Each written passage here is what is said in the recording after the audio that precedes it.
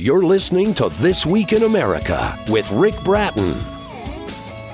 Welcome back, everybody. This Week in America. Thank you for joining us on the program. To most people, it appears that Derek James is a typical college freshman. He's on a football scholarship at one of the most prestigious universities in the country, but other than that, well, he appears quite ordinary. But there's an extraordinary secret that Jack has been harboring. He is a warlock. That's the premise for the critically acclaimed contemporary fiction book, The Black Diamond and the Witch's Curse by Terrance Alexander. Terrence was heavily involved in multiple sports throughout his childhood before settling on track and field, which he ran for 10 years, a graduate at the University of Delaware with a BA in psychology, and author of The Black Diamond and the Witch's Curse. Terrance Alexander with us on This Week in America. Terrance, welcome to the program. It's great to have you with us today. Thank you for having me, Rick. I'm glad to be here. Looking forward to this and talking about the book. And this is an amazing story. I mentioned the warlock, and we'll get into that here in a couple seconds. But where did this idea come from? What was the inspiration? Where did this all begin?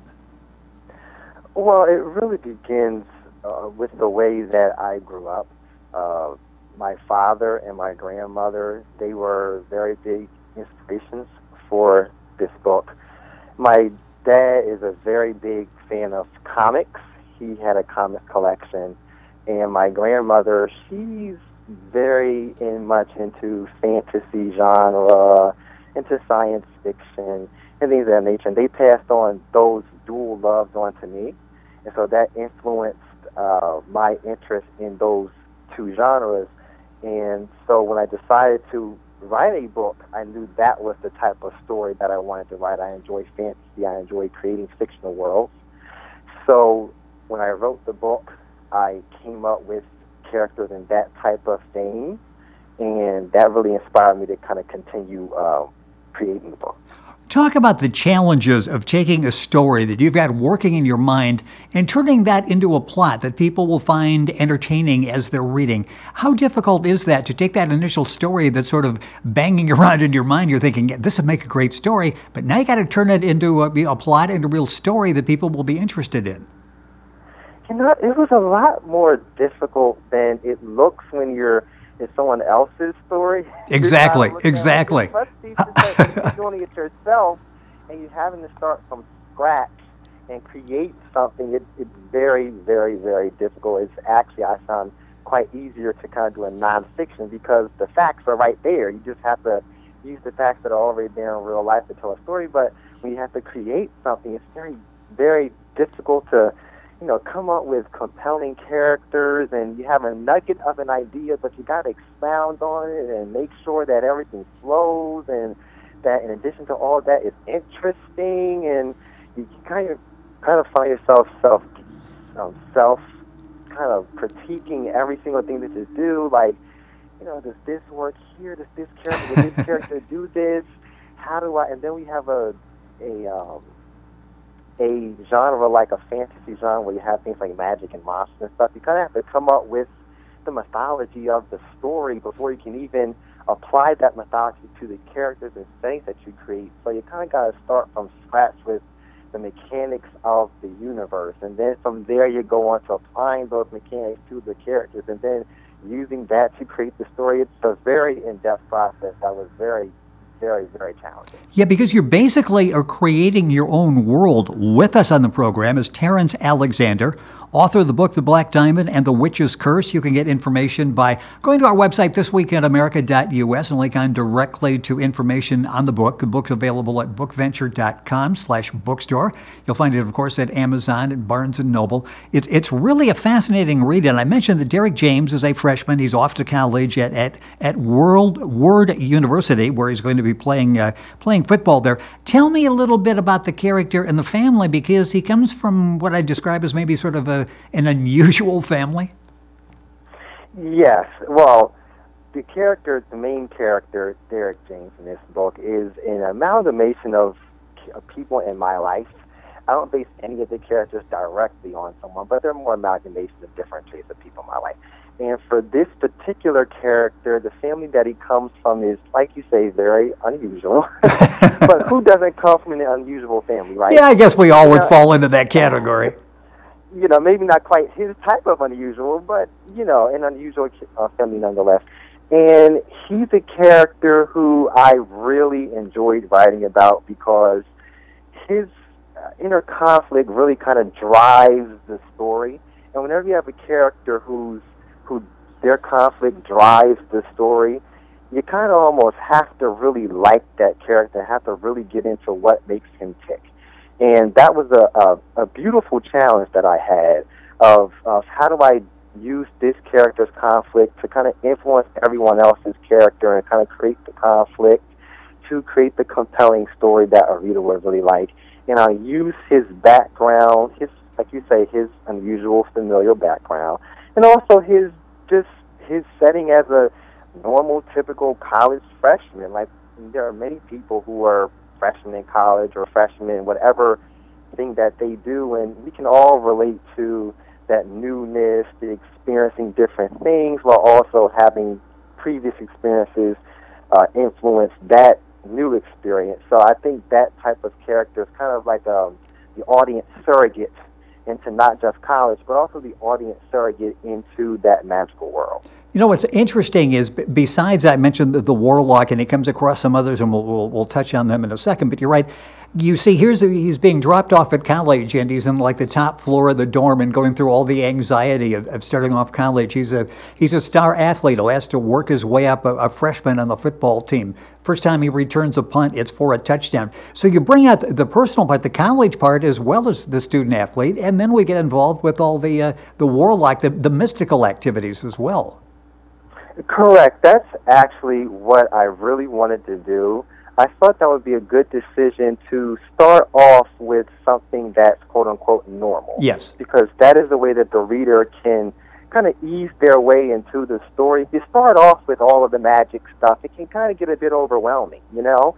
But if you start off with something that people are familiar with, they latch onto the character and just doing things that they would know, like you say, about, you know, the dorm and moving in and freshman orientation and classes and the anxieties with tests and with football. Those are all things that make him very personable, which is very, very important, again, in stories like this where you're going to eventually get into more complicated things like magic and monsters. And I think it's very important to just start off with something that you can make the character feel real and ground the character. And then from there, you can expand on and slowly introduce the reader and the audience to a larger, more out there type of world. If they have that foundation of this is a real character who experiences real things in a college that I could see myself going through and experiencing, it makes it easier for the reader to really kind of engross themselves in the large or mystical concepts. Well, it's interesting, some of the background that you have. You said this was sort of a compilation of people that you knew, the character of Derek, but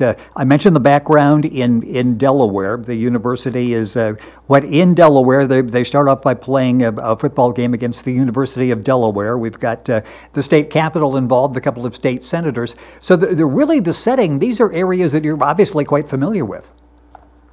Well, yes, I'm very, very familiar. Obviously, I took some liberties with some of the names and things, and, you know, like I said, a lot of it's a compilation of different areas, different settings, but in the general setting, it was very important for me to make a setting about Delaware, and people who live in Delaware, I think, would get a really good kick out of reading, oh, I know this place, I just was there last week about, you know, I was just there last week, and it's in this book that, you know, other people outside the state are going to read, and then they may get interested, and, you know, they may, you know, look up things about Delaware. So it could really help. And, you know, it's a setting, Delaware, that's, you know, let's be honest, not a lot of, you know, different things have been written about it in terms of pop culture and stuff. So I thought it would be a unique setting for readers, and also for the ones who are Delaware natives or Delaware area natives. They get a kick out of it. And, you know, like I said, it makes it easier to write when it's about things that, you know, that's always my advice to readers is, you know, sometimes it's easier to incorporate things that you know because, again, it lends a realness and a gravitas to the story that any reader, no matter if they're from Delaware or not, will really latch on to.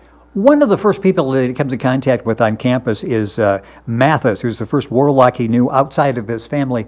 Talk a little bit about that relationship, and then he meets two others that are also warlocks. So for the first time, he's meeting people like him outside of the family.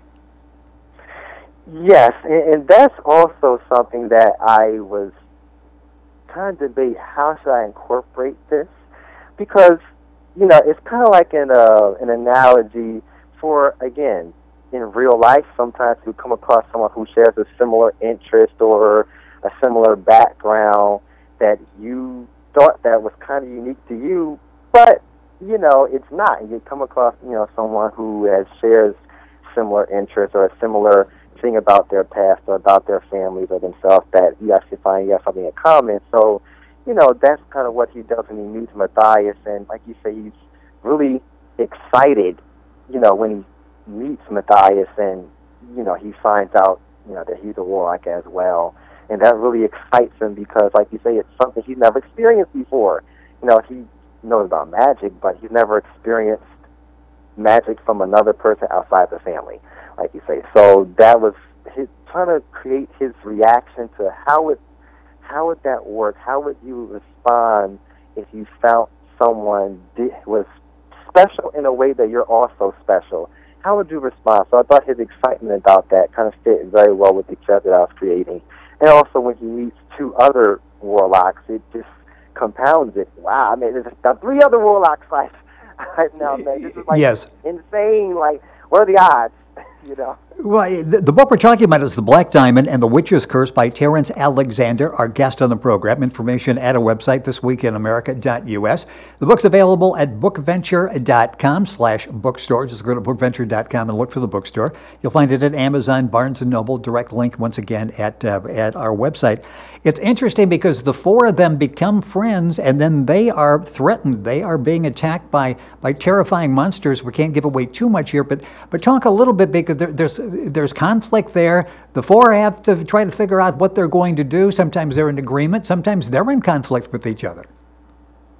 Well, right. Just because, you meet someone and become friends obviously doesn't mean that you agree on everything, especially when you get into a stressful situation like when you're being attacked by, terrifying monsters. Not everyone's going to agree on how to proceed.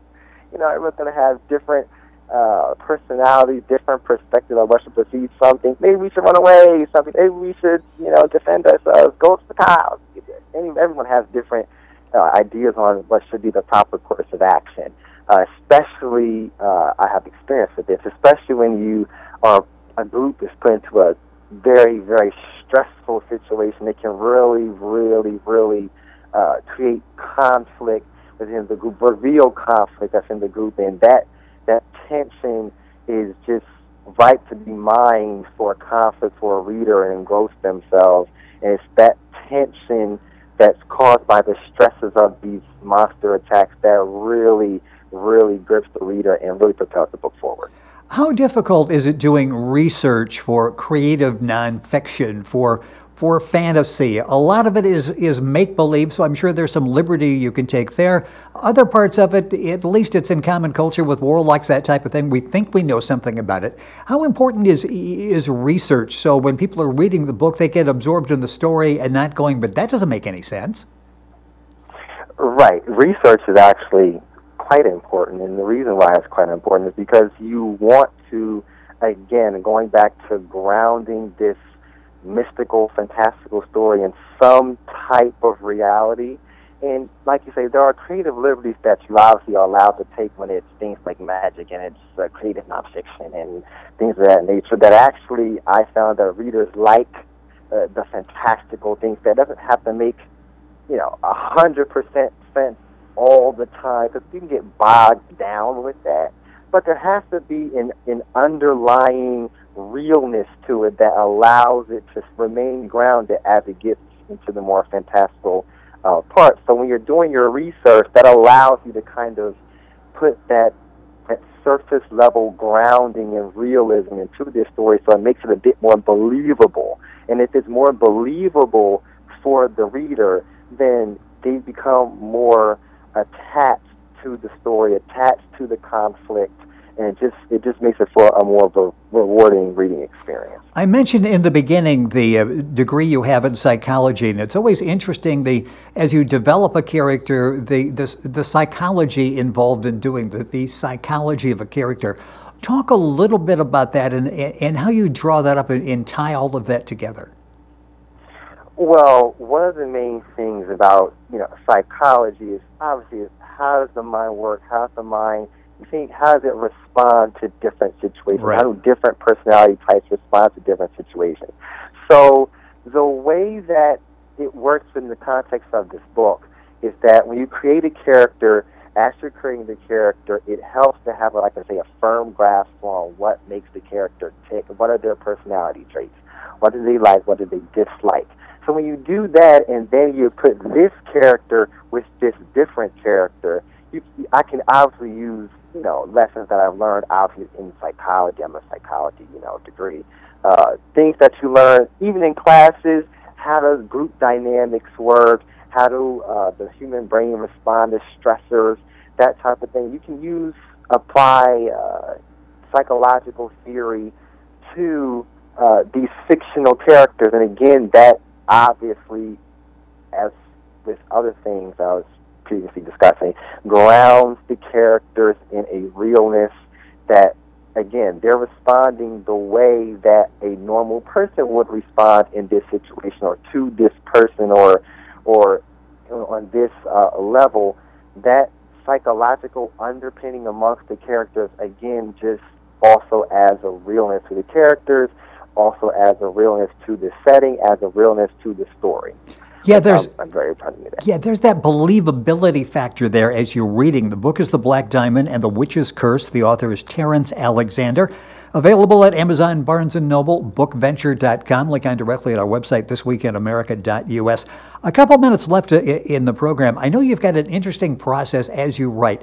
Talk a little bit about that and how you went about actually taking this idea, putting it down, and eventually having it in book form.